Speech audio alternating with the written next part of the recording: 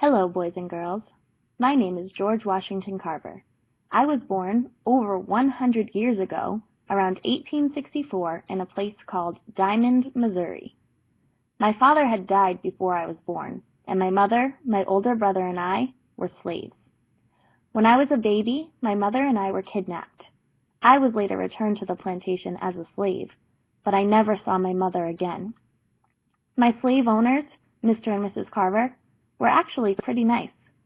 Once slavery became illegal, they took care of my brother and I. They even let me have a garden and grow my own plants. I was really good at growing plants, and many of the Carvers' neighbors came to ask me for advice. They called me the plant doctor. Life in Missouri was not bad, but I wanted more. I yearned for an education. However, most of the nearby schools were still not accepting black students. When I was just 10 years old, I left the Carvers and my brother in search of an education. I lived with many different families, doing chores to raise money for my schooling. During this time, I always continued to plant. By the time I was 30, I had finally saved enough money to go to college. But there were still many colleges that would not accept African American students. I decided to go to one of the few that would, Iowa State.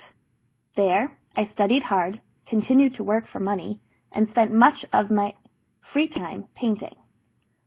Although I loved art, I still loved planting more, so I decided to study agriculture. In 1896, I became a professor of agriculture at the Tuskegee Institution in Alabama. There, I helped many students and local farmers learn about farming.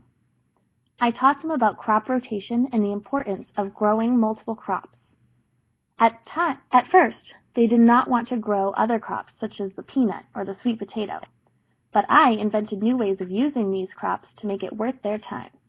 I invented over 100 products from the sweet potato and more than 300 from the peanut.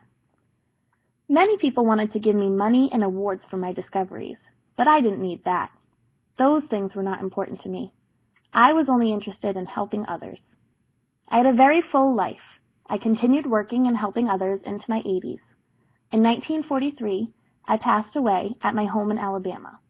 By that point, I had invented new products, helped many people, and left behind a legacy of hard work and caring for others.